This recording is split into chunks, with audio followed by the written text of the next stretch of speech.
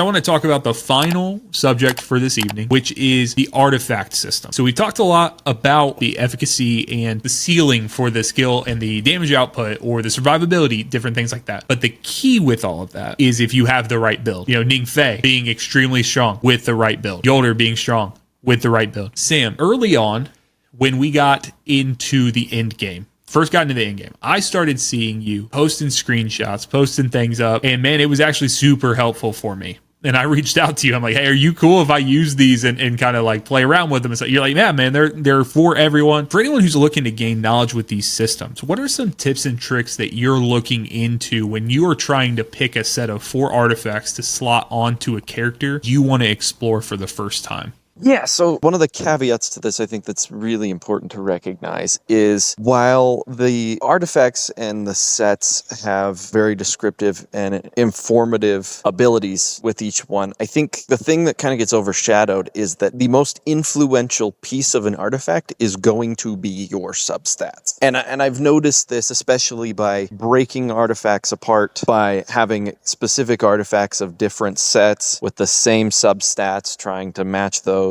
and hours and hours of farming just to do this. I found that the damage output for the abilities on artifacts is not as substantial as the substats that, are involved, specifically like signature abilities or weapon enhancement. Now, weapon enhancement I think is a little bit nuanced because it's not as big of a buff as some of the other ones can be. But to be clear, substats are very, very important on min-maxing and making a build very, very strong. And we have yet to even see the full potential of this because we have not completed our exotic artifacts, which is a whole nother beast and takes a lot of time to work on. Do you mean by that you don't have full sets of exotic artifacts? Is that what you mean by that? I mean that our artifacts are not completely leveled because you have to be acclaimed level 20 and then 25 to complete everything. Also, it takes a substantial amount of pinnacle energy to get these exotic artifacts leveled up. So as my current build is, no, I do not have a full set of exotic artifacts because my other artifacts, my mythic artifacts, are currently better and can be better because we can max them to their full potential. As far as the abilities go, there are some substantial abilities that can benefit each artifact, and I think it's going to take a lot of time for teams and building these artifacts to really determine exactly what the optimal build is, which is why the game is so fun right now,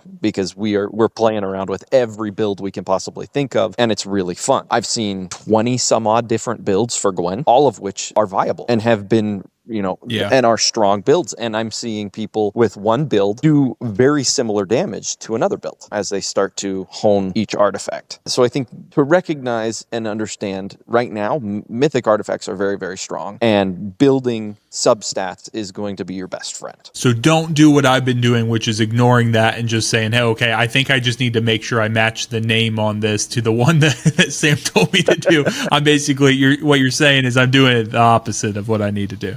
No, not necessarily, but there's some things to it that I think the substats are really beneficial because ability and signature will stack upon each other with damage, as well as adding like Void into the mix, which will also stack your signature abilities and your super damage. There's a lot of mixing that can happen with these artifacts to find these optimal builds that, again, we yet have even remotely what the optimal builds are currently. So this was another question I have for you. When I'm sorting through artifacts, there are a ton of keywords that pop up, like summons, overshields, extra healing, debuffs, movement abilities, things like this. I know from my experience playing Destiny 2, I know from my experience just playing games in general, is there a specific way that you guys have identified the sources of all these? For example, I was talking with Asterix last week and we were discussing summons, and he brought up that the shield for Caber that you drop is considered a summon. How would you guys figure stuff like that out if you didn't know what applied to that? Is there something in game that I'm missing or that someone could be missing? Or is that something that just because you guys have been playing alpha, beta, and now full release, you've just tested everything and you figured out, oh, this does or does not proc this? So with the summon one specifically, when you're playing and if you look to the left-hand side of your health bar, there is a little indicator that'll tell you how long your shield has left. That actually is a summon. So anytime that indicator comes up, you can tell that is a summon.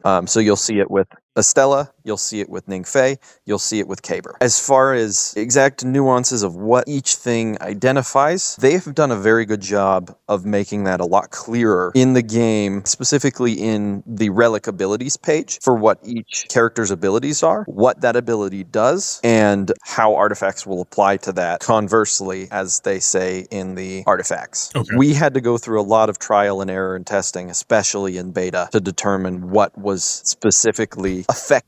Like coded in different ways. It was like determining with Glenn's Void Souls how much Void impacted that, or how much the signature abilities impacted that, or whatever it was. It's a lot clearer now in the game by looking at their relic abilities. So you're saying inside the character screen. So let's say for the first time I'm building out Caber and I wanted to figure out if an ability was considered a summon, things of that sort. There would not only the icon that you just mentioned on the side of the health bar, but there would be some sort of information on his character page that also lays that out. Yes, correct. That's what I'm saying. So I actually did not play alpha and beta, which is probably why I fell into the trap of playing Yolder.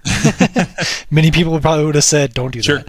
So when you're looking through the game, trust that the game tells you what's recommended. So when you're trying to look at what you want to build when you're talking about artifacts, let's just look at Estella, who just came out. She's corrupt and summon. So corrupt is a debuff that you put on enemies, and summon is something that she does. She summons, units to help her. And they're part of her ability kit. So it's kind of a granted that, she's a glass cannon, so you want to build probably health and shield, and then signature abilities or ultimate, because she's purely stay alive and let her abilities do everything. And we're like Yolder, she's very much all about the overshield and doing increased damage as you get more shields. And if you click on your abilities and you're looking through them, you can see anything that's underlined, you can click on that and it'll tell you what it does exactly. What does it mean to have with Yolder to become indomitable? What does it mean to have retribution stacks? The game tells you all of that as you're reading through. So read thoroughly and it'll help you.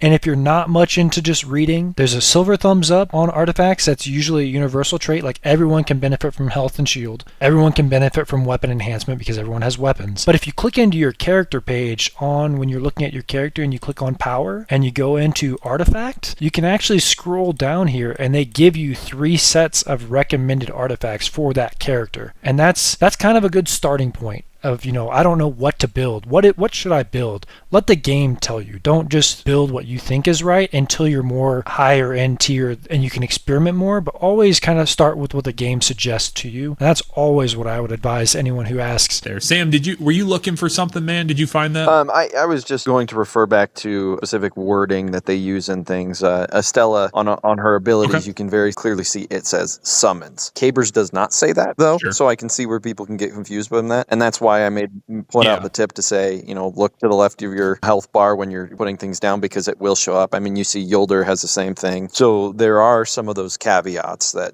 stuff won't necessarily explain it. Like Floss was saying, there's very clearly a lot of things underlined that you can click on that will tell you a lot of information. I would second that. Agree, read everything that you can, because they have done a very good job of outlining clearly what a lot of stuff means. One thing, especially with artifacts, if you notice that a lot of them, they don't thumbs up the Void, Solar, and Arc enhancements. Those, quite frankly, are universal. They can be used in a lot of situations. Void on Gwen, yes, it doesn't say it's a thumbs up, and I know I do this too. It's really hard to look at it and say, oh, that thumbs up is missing. That's not a good ability. But in reality, it is pretty solid, especially on Gwen with the stacking damage of signature abilities. Both of Gwen's best in slot weapons are Void. Her damage output, a lot of it is from her ability kit. Void is very, very good on her. It does not say that it is, though. And I think that is one caveat to the whole thumbs up, good system. Those 3, Void, Solar, and Arc, are all still very good perks that you can use when building. and artifact crafting. Yeah, I agree. I agree with that. Same as saying. The only thing that you kind of fall into is it may not be the top priority of the perks that you want of having those, but you also have to remember, like, if you click into each artifact is twofold. Like, it has two different things. Like, solar boost, you're like, oh, it has solar damage, right? It's solar boost. It boosts all my solar abilities. But then what you don't realize, there's an added tier effect as you get your, your level of your things higher and you increase your tiers of your artifacts, like solar, void, and arc. They all do the same thing. When you get a final blow with a specific element type like solar and you're running a solar boost perk on your or attribute on your artifact, it restores health as well. So that's another thing. Make sure you click everything and read everything. Again, everything has multiple things that go into it for you to theory craft your build. But I guess my closing thoughts: play every character, read every character. You're bad a couple times and you die a lot during a heroic strike and you think you're not doing well, like me when I switched to Estella coming from Yolder. You got to remember there are different types of characters. A very big tank moving to a glass cannon, and you kind of have to get used to the playstyle and change your playstyle. So always experiment and always give yourself multiple attempts. But then on top of that, in terms of artifacts and, like you mentioned, a god roll weapon drop, but it may not recommend that, go to the firing range and test and test and test. They've made a great firing range. You can reset data. You can reset your last minute of damage that you're doing. Test a lot until you find what you think is going to be the best, and then continue to test more. Yeah. and keep playing characters and keep testing. There's so much to this game. There's so much depth and theory crafting. It's really endless. Yes, it is. 100%.